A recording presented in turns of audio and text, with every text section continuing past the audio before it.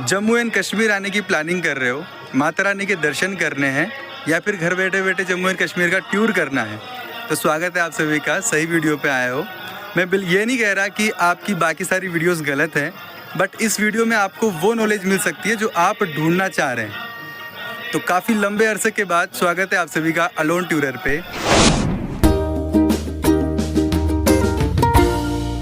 माता रानी के दर्शन करने के लिए सबसे पहले आपको कटरा आना पड़ेगा और कटरा आप किसी भी साधन से आ सकते हैं। अगर आप बस और ट्रेन से आना चाहते हैं तो भारत के बड़े बड़े शहरों से डायरेक्ट कटरा के लिए बस और ट्रेन अवेलेबल होती है, आप आ सकते हैं। और अगर आप फ्लाइट से आना चाहते हैं तो यहाँ का सबसे नियरेस्ट जो एयरपोर्ट है वो है जम्मू एयरपोर्ट। यहाँ आने के बाद कुछ ज़रूरी बातें जो आपको फॉलो करनी है। सबसे पहले आपको RFID कार्ड बनवाना पड़ेगा। ये फ्री ऑफ कॉस्ट होता है, रजिस्ट्रेशन होता है ये एक प्रकार का, क्योंकि आपको माता रानी के दर्शन करने हैं, वहाँ पे ये मैंडेटरी होता है। जिस भी साधन से आप आए हैं, चाहे आप फ्लाइट से आए हो या ट्रेन से आए हो या बस से आए हो, तीनों जगहों पर रजिस्ट्रेशन ऑफिस रहता है जहाँ से RFID कार्ड बन जाता है। इस यात्रा को शुरू करने से पहले मैं आपको बता दूं कि ये यात्रा 2 रास्तों से होकर गुजरती है। एक रास्ता है बाणगंगा मार्ग और एक है ताराकोट मार्ग। जो बाणगंगा मार्ग है ना, वो पुराना रास्ता है। इस रास्ते पर घोड़े वाले, खच्चर वाले और पालकी वाले आपको मिल जाएंगे, तो इनकी मदद से आप ऊपर जा सकते हैं। और अगर आप पैदल यात्रा करना चाहते हैं, शांति से यात्रा करना चाहते हैं या फिर मनमोहक दृश्यों को देखते हुए यात्रा करना चाहते हैं, तो आप नए रास्ते से जा सकते हैं। नए वाले रास्ते का नाम है ताराकोट मार्ग। और अगर आपको सब कुछ एक्सप्लोर करना है तो आप एक रास्ते से चढ़ सकते हैं और दूसरे रास्ते से उतर सकते हैं। तो यहाँ पर दोनों रास्ते मिल जाते हैं। यहीं पर एक मंदिर है अर्धकुंवारी माता जी का, और यहाँ पर जरूर दर्शन कीजिएगा। जब मैं यहाँ पर पहुँचा था तो मुझे 24 घंटे की वेटिंग बताई गई थी। यहाँ पर दर्शन करने के लिए आप चाहें तो ऑनलाइन फॉर्म भी सबमिट कर सकते हैं, लेकिन ऑनलाइन फॉर्म सबमिट करने के लिए आपको कुछ चार्जेस देने पड़ेंगे, और ये काम आप माता वैष्णो देवी की ऑफिशियल वेबसाइट पर जाकर कर सकते हैं। तो फाइनली माता रानी की कृपा से माता रानी के भवन तक पहुंच गए हैं। काफ़ी ऊंचाई पर था, लेकिन जैसे तैसे माता रानी ने बुला लिया। अब आपको यहाँ पे आके क्या करना है, देखो इसके आगे ना मोबाइल अलाउ नहीं है, क्योंकि यहाँ पे लॉकर्स बने हुए हैं। तो आपको लॉकर्स में सारा सामान यहाँ पे रखना होगा, क्योंकि एक भी चीज़ यहाँ से जाती नहीं है अंदर। और आपको वापस जब दर्शन करके लौट के आओगे तो आपको सारी चीज़ें यहाँ पे मिल जाएगी। तो लॉकर कहाँ बने हुए हैं, वैसे तो स्टार्टिंग से बने हुए लॉकर, लेकिन यहाँ पर हमने जहाँ पे रखा है ये बिल्कुल नियर बाई में, ताकि हमको आने में थोड़ा सा आसानी रहे। ठीक है, तो आपको भी जैसा आपका मन करे आपको कर लेना है। माता रानी के दर्शन के बाद आपको बाबा भैरवनाथ जी के दर्शन जरूर करने चाहिए, क्योंकि ऐसी मान्यता है कि अगर बाबा भैरवनाथ जी के दर्शन आपने नहीं किए तो माता रानी के दर्शन भी नहीं माने जाते हैं। बाबा भैरवनाथ जी के दर्शन के लिए आपको माता रानी से लगभग 2.5 किलोमीटर ऊपर और चढ़ना पड़ेगा। आप पैदल भी जा सकते हैं या फिर रोप वे का इस्तेमाल भी कर सकते हैं। एक और बड़ा सुंदर सा स्थान है जो कि माता वैष्णो देवी जी के कटरा के बिल्कुल पास में है। केवल मात्र 85 यानी 85 किलोमीटर की दूरी पर स्थित है, और नाम है स्थान का शिवखोड़ी। यहाँ पर ज़रूर दर्शन कीजिएगा। बाबा भोलेनाथ की कृपा ज़रूर लेकर जाइएगा। शिवखोड़ी जाने के लिए आप कटरा बस स्टैंड से बस ले सकते हैं, जो केवल मात्र 250 रुपये में आपको शिवखोड़ी लेकर जाएगी और वापस कटरा लेकर भी आएगी। तो जब आप शिवखोड़ी की तरफ जाएंगे ना, तो सबसे पहले आपको यहाँ पे रास्ते में शिवखोड़ी की तरफ आपको यहाँ पे मिल जाएगा चामुंडा माता का मंदिर। आप देख सकते हैं मेरे पीछे। अब चामुंडा माता की विशेष बात मैं आपको बताना चाहूँगा। यहाँ पे जो काली माता का मंदिर है ना, 3 मूर्तियाँ हैं, 3 विग्रह हैं यहाँ पे माता जी के। उसमें से काली माता जी जो है ना, पहली बार एकमात्र ऐसे दर्शन है जहाँ पर काली माता के जो जीभ है वो बाहर नहीं निकली हुई है, मुख के अंदर है। तो ये मैंने पहली बार दर्शन किए हैं, और इन्होंने भी बताया कि पहली बार ऐसे दर्शन है।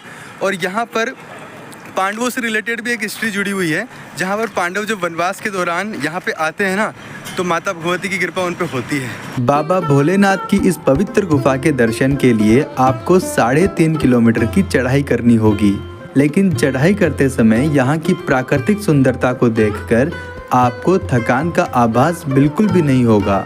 यहाँ पर यात्रा करने का मार्ग भी काफ़ी अच्छा बना हुआ है, और यात्रियों के विश्राम की व्यवस्था भी काफ़ी अच्छी बनी हुई है। तो आप धीरे धीरे आराम करते करते अपनी यात्रा को पूरी कर सकते हैं। जब आप बाबा भोलेनाथ के स्थान पर आएंगे ना शिवकोड़ी, तो यहीं पर आपको बीच रास्ते के अंदर वैसे तो बहुत सारी प्राकृतिक सुंदरताएं आपको देखने को मिलेगी, जैसे कि आप इतनी देर से देख ही रहे हैं, लेकिन एक बहुत ही सुंदर आपको दृश्य दिखाता हूँ। यहाँ पर एक गणेश मुखी पर्वत है और आप गणेश मुखी पर्वत के बारे में एक भक्त से सुन लीजिएगा। अच्छा, कितने महीने पहले आए थे आप यहाँ पे? अभी 6 महीने पहले जब मैं आया था तब इस पे जंगाड़ी नहीं थी। अच्छा। और ये बिल्कुल गणेश जी महाराज की तरह ही लग रहे थे। अच्छा। और वैसे इसको गणेश मुखी पर्वत कहते हैं, तो ये बिल्कुल गणेश जी की तरह ही लग रहे थे। और 5-6 महीने पहले ही आए बताए आप? बिल्कुल बिल्कुल बिल्कुल। बहुत सुंदर, बहुत बढ़िया। ये देखिए, ये वाला जो पर्वत आपको दिख रहा है ना, ये है गणेश मुखी पर्वत, जो कि भगवान गणेश जी की तरह दिख रहा है। फिलहाल तो नहीं दिख रहा होगा क्योंकि प्राकृतिक चीज़ है, देखो कहीं भी कुछ भी हो सकता है, बारिश में इधर उधर कुछ ना कुछ तो होता ही है। तो फिलहाल के लिए जो भी आपको आकृति दिख रही है वो आप देख लीजिए, दर्शन कर लीजिए। इसी रास्ते पर आपको कई मंदिर मिल जाएंगे जिनके दर्शन करते हुए आप धीरे धीरे आगे बढ़ सकते हैं। थोड़ा आगे चलने पर आपको इस पवित्र गुफा के दर्शन हो जाएंगे, जहां पर बाबा भोलेनाथ अपने परिवार के साथ विराजे हुए हैं। यहाँ पे ना एक अघर बाबा का मंदिर है, हालांकि मैं वहाँ पे गया नहीं, लेकिन आपको मैं बता देता हूँ कि माता वैष्णो देवी के यहीं आसपास में ही एक अघर बाबा का मंदिर है। उस मंदिर की खास बात यह है ना कि सबसे पहले तो मैं इतिहास बता देता हूँ कि जो अघर बाबा थे, उन्होंने माता वैष्णो देवी की खूब आराधना की, खूब तपस्या करी। उसके बाद माता रानी प्रसन्न होती है और उनसे वर मांगने को कहती है। तो बाबा पता है क्या वर मांगते हैं? खुद के लिए नहीं मांगते, पूरे गांव के लिए पानी मांगते हैं। यानी क्योंकि वहाँ पे पानी नहीं था तो इस वजह से पानी मांगते हैं। तो वहाँ पे लबालब पानी भर जाता है। आज भी जाओगे, आ जाओगे यहाँ पे तो कुंड बना हुआ है अघर बाबा के यहाँ पे।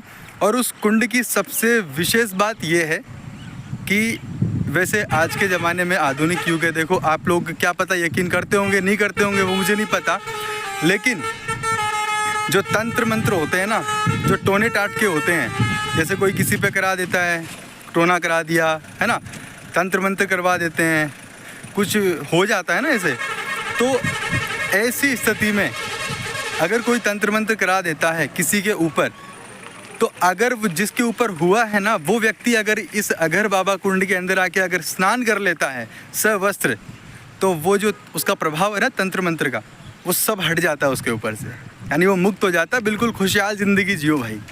तो अगर कोई आपकी नज़र में ऐसा कोई व्यक्ति है जिसके ऊपर टोना टोटका हो चुका है, तो उसको आप यहाँ भेज सकते हैं। अगर आपके परिवार में है तो आप उसको लेकर आ जाइए, यहाँ पर सवस्त्र स्नान करवाइए और आराम से अपना टोना टोटका दूर करवाइए। तो भाई रेडी तो अब हूँ मैं, हेलमेट अब मिला है मेरे को। तो finally we are ready for rafting. तो हम अभी हैं चिनाव नदी के यहाँ तट पर, पूरा सब कुछ सेटअप तैयार हो चुका है, अब शुरू करने वाले हैं राफ्टिंग। जय जय श्री राधे श्याम। अब देखो ऋषिकेश में राफ्टिंग होती है, यहाँ पे राफ्टिंग होती कि नहीं होती पता नहीं है। तो आपको यहाँ पे आना है, मैं बीच रास्ते के अंदर यहाँ पे खड़ा हूँ, आपको भी कर लेनी है, कहीं से भी करो आपकी मर्जी है। तो इस तरीके से बहुत सारे ऐसे स्थान हैं जहाँ पर आपको जाना ज़रूरी होता है। तो इस वीडियो में बस इतना ही था, हालांकि हो सकता है मैं आपको पूरी जानकारी नहीं दे पाया होगा, लेकिन जितनी भी जानकारी थी उसमें से मेरे ख्याल से एक ना एक जानकारी तो आपको अच्छी लगी होगी। और सबसे बढ़िया तो ये जो लास्ट वाली मैंने बताई अघर बाबा वाली बात, तो ये आपको शायद एक नई जानकारी लगी होगी। तो इस वीडियो में बस इतना ही था, आशा करता हूँ आपको अच्छी लगी होगी ये वीडियो। तो और कोई अगर गलती हुई होगी तो मुझे क्षमा कीजिएगा, क्षमा प्रार्थी हूँ मैं। बाकी मिलते हैं अगली वीडियो के अंदर, पता नहीं कब क्या हो जाए। राधे राधे।